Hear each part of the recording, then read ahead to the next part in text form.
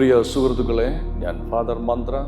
എല്ലാവർക്കും STR മെഡിറ്റേഷനിലേക്ക് ഹൃദയം നിറഞ്ഞ സ്വാഗതം. നമ്മൾ പലപ്പോഴും മറ്റുള്ളവരെ വിലയിരുത്തുന്നവരാണ്. ഒരു വ്യക്തിയുടെ പുറമേ കാണുന്ന വിജയങ്ങളെ അവനെ വിലയിരുത്താനുള്ള മാനദണ്ഡമായി നമ്മൾ എടുക്കാറുണ്ട്. ചിലർക്ക് സമൂഹത്തിൽ പേരുണ്ട്, മാനമുണ്ട്, അംഗീകാരമുണ്ട്. പക്ഷേ അതേ വ്യക്തിയുടെ ജീവിതത്തിൽ മറ്റൊരു ഭാഗത്ത് ഒരു വലിയ പരാജയം കാണാം. ഒരു നല്ല രാഷ്ട്രീയ നേതാവ്, പക്ഷെ കുടുംബജീവിതത്തിൽ തകർച്ച. ഒരു മികച്ച അധ്യാപകൻ, പക്ഷെ സ്വന്തം വീട്ടിൽ ഒരു നല്ല അച്ഛനോ അമ്മയോ അല്ല. ഒരു മത നേതാവ്, തൻ്റെ വിശ്വാസത്തിൽ അത്യന്തം ഉത്സാഹമുള്ളവൻ, പക്ഷെ ചിലപ്പോൾ വലിയ നൈതിക വീഴ്ചകളിൽ പെടുന്നവൻ. ഇത് നമ്മൾ ദൂരെയായി മാത്രമല്ല കാണുന്നത്, നമ്മുടെ കുടുംബങ്ങളിലും സമൂഹത്തിലും മതരാഷ്ട്രീയ നേതാക്കളിലും ഇത് നമ്മൾ കാണുന്ന യാഥാർത്ഥ്യമാണ്. അപ്പോൾ നമ്മൾ ചോദിക്കും, ഇയാൾ ഇങ്ങനെയായിരുന്നോ? ഒരു വിചിത്ര സത്യം ഇവിടെ കാണാം. അവർ മോശം ആളുകളല്ല, പക്ഷെ അവരുടെ ജീവിതത്തിൽ ആഴത്തിലുള്ള വൈരുദ്ധ്യങ്ങളുണ്ട്. പുറത്ത് ഒരു തരം സമതുലിതം, അകത്ത് മറ്റൊരു തരം അസ്ഥിരത. അപ്പോൾ ചോദ്യം ഇതാണ്, ഇത് എന്തുകൊണ്ട് സംഭവിക്കും? കഴിഞ്ഞ 2 ഭാഗങ്ങളിൽ നമ്മൾ കണ്ടത് 3 കല്ലുകളുടെ ബാലൻസിംഗ് ആയിരുന്നു. ഒരു കല്ല്, അതിൻ്റെ മുകളിൽ മറ്റൊരു കല്ല്, അതിനു മുകളിൽ 3ാമത്തെ കല്ല്. ഇവയെല്ലാം ഒരുമിച്ച് നിർത്തുന്നത് ഒരു സൂക്ഷ്മമായ സമതുലിത ബിന്ദുവാണ്. പക്ഷെ ഇന്ന് നമ്മൾ കാണാൻ പോകുന്നത് ഈ ബാലൻസ് നിൽക്കുന്ന അടിത്തറയാണ്. അത് നമുക്ക് ശ്രദ്ധയിൽ പെടുന്നുണ്ടോ? കാരണം കല്ലുകൾ എത്ര പെർഫെക്റ്റ് ബാലൻസിൽ ആയാലും ഒന്നിന്മേൽ മറ്റൊന്ന് വളരെ കൃത്യമായി നിർത്തിയാലും പുറത്തു നിന്ന് നോക്കുമ്പോൾ അത് വളരെ മനോഹരമായി തോന്നും. എല്ലാം ശരിയായിടത്ത് സ്ഥലത്ത് തന്നെയാണെന്ന് തോന്നും. പക്ഷേ ആ മനോഹാരിതയുടെ താഴെ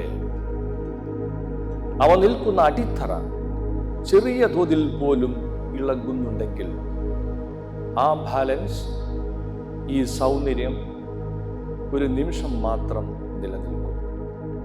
ഒരു ചെറിയ ചലനം, അതിനുശേഷം ചെറിയ ഒരു വിറയൽ, പിന്നീട് മുഴുവൻ ഘടനയും തകരും. കാരണം ബാലൻസിൽ എത്ര പെർഫെക്റ്റ് ആയാലും അത് നിൽക്കുന്നത് അസ്ഥിരമായ അടിത്തറയിലാണെങ്കിൽ ആ സ്ഥിരത ഒരു മായയാണ്. ഇതാണ് നമ്മൾ പലപ്പോഴും കാണാതെ പോകുന്ന സത്യം.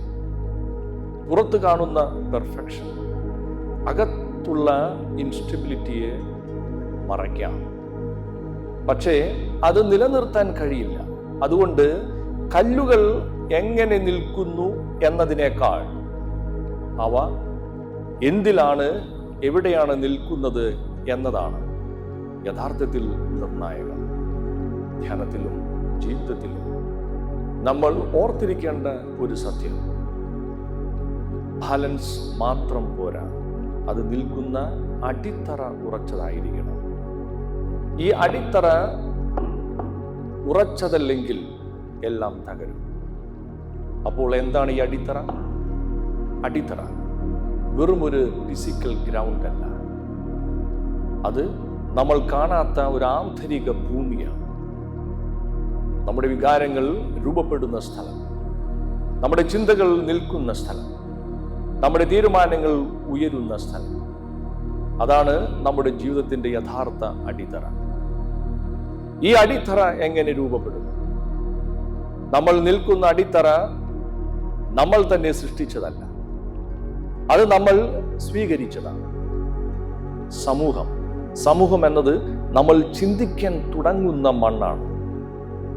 എന്താണ് ശരി, എന്താണ് തെറ്റ്, എങ്ങനെ ചിന്തിക്കണം, എങ്ങനെ പ്രതികരിക്കണം, ഇതെല്ലാം ആദ്യം നമ്മൾ പഠിക്കുന്നത് സമൂഹത്തിൽ നിന്നാണ്. നമ്മൾ പലപ്പോഴും കരുതുന്നത് ഇത് എൻ്റെ ചിന്തയാണ്. പക്ഷേ അത് പലപ്പോഴും നമ്മൾ പഠിച്ച ഒരു പാറ്റേൺ മാത്രമാണ്. രണ്ടാമത്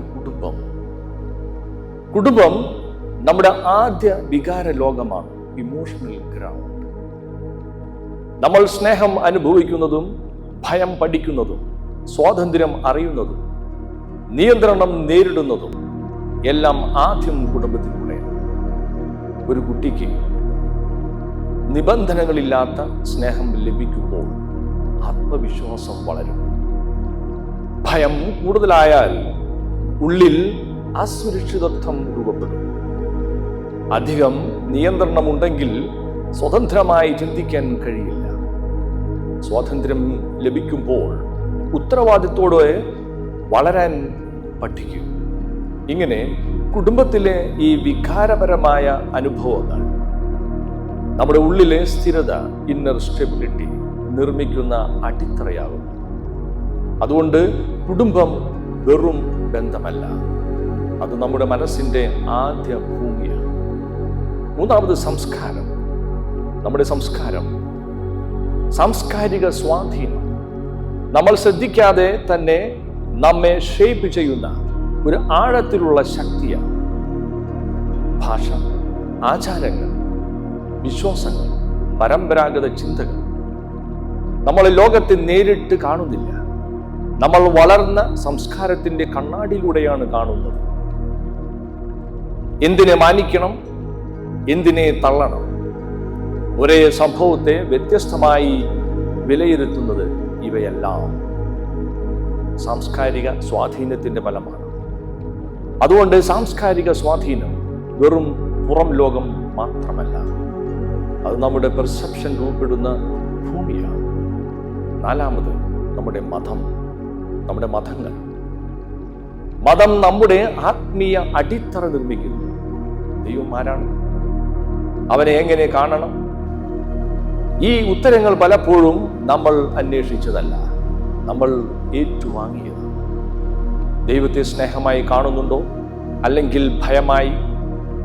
ഈ ഒരു ധാരണ തന്നെ നമ്മുടെ ഉള്ളിലെ സമാധാനത്തെയും സംഘർഷത്തെയും നിർണയിക്കുന്നു. അഞ്ചാമത് നമ്മുടെ അനുഭവങ്ങൾ. നമ്മുടെ ജീവിതത്തിലെ അനുഭവങ്ങൾ, വിജയങ്ങൾ, പരാജയങ്ങൾ, വേദനകൾ, സന്തോഷങ്ങൾ, ഇവയെല്ലാം മനസ്സിൽ ഒരു അദൃശ്യ അടിത്തറ നിർമ്മിക്കുന്നു. ഒരു പരാജയം ഞാൻ പോരാ എന്ന വിശ്വാസമായി മാറാം. ഒരു വിജയം എനിക്ക് കഴിയും എന്ന ആത്മവിശ്വാസമായി വളരും. നമ്മുടെ അനുഭവങ്ങൾ സംഭവങ്ങൾ മാത്രമല്ല, അവ നമ്മെക്കുറിച്ച് എഴുതുന്ന കഥകളാണ്. ഒരു ഗൗരവമായ തിരിച്ചറിവ്. ഇതെല്ലാം ചേർന്നാണ് നമ്മൾ നിർമ്മിക്കുന്ന അടിത്തറ രൂപപ്പെടുന്നത്. സ്നേഹമുള്ളവരെ, എന്നാൽ ഈ അടിത്തറ തെറ്റിയാൽ നമ്മൾ ആരായാലും എന്ത് നേടിയാലും അതെല്ലാം വിപരീത ഫലങ്ങൾ ഉണ്ടാക്കും. ഒരു തെറ്റായ അടിത്തറ ശാന്തമായി മനുഷ്യന്റെ ഉള്ളിലേക്ക് പടരും. അപ്പോൾ ചിന്തകൾ കുഴയുന്നു, വികാരങ്ങൾ അസ്ഥിരമാകുന്നു, തീരുമാനങ്ങൾ തളരും. ഇവിടെ ഒരു പ്രധാന സത്യം മനസ്സിലാക്കണം. ഇത് വ്യക്തിയുടെ ദൗർബല്യമല്ല, അവൻ നിൽക്കുന്ന അടിത്തറയുടെ പ്രശ്നമാണ്. അപ്പോൾ മറ്റൊരു ചോദ്യം, ശരിയായ അടിത്തറ എന്താണ്? അത് പുറത്ത് നിർമ്മിക്കേണ്ട ഒന്നല്ല, അത് നമ്മുടെ ഉള്ളിൽ തിരിച്ചറിയേണ്ടതാണ്. ഒരു മനുഷ്യൻ സത്യത്തിൽ നിൽക്കാൻ തുടങ്ങുമ്പോൾ, ഇലൂഷനുകളിൽ നിന്ന് മാറി തന്നെ യാഥാർത്ഥ്യത്തിൽ കാണാൻ തയ്യാറാകുമ്പോൾ അവൻ്റെ അടിത്തറ മാറാൻ തുടങ്ങും. സ്വയം മറയ്ക്കാതെ കാണാൻ പഠിക്കുമ്പോൾ മറഞ്ഞിടക്കുന്ന ഭയങ്ങളും ദുർബലതകളും തെളിഞ്ഞു വരും. അവിടെ തന്നെയാണ് അടിത്തറ ശക്തമാകുന്നത്. ഇപ്പോൾ വീണ്ടും ഈ കല്ലുകളിലേക്ക് തിരികെ വരാം. കല്ലുകൾ തമ്മിലുള്ള ബാലൻസ് സ്ട്രക്ചർ നൽകും, പക്ഷേ അവ നിൽക്കുന്ന അടിത്തറയാണ് സ്റ്റെബിലിറ്റി നൽകുന്നത്. അവസാനമായി, ഒരു കല്ല് എത്ര മനോഹരമായി ബാലൻസ് ചെയ്താലും അത് നിൽക്കുന്ന ഭൂമി ഇളകുന്നുണ്ടെങ്കിൽ അത് വീഴും. അതുകൊണ്ട് ഓർക്കേണ്ട ഒരു സത്യം, ജീവിതത്തിൽ സമതുലിത ബിന്ദു മാത്രം മതിയാകില്ല. നമ്മൾ നിൽക്കുന്ന അടിത്തറ ശക്തമാണ്.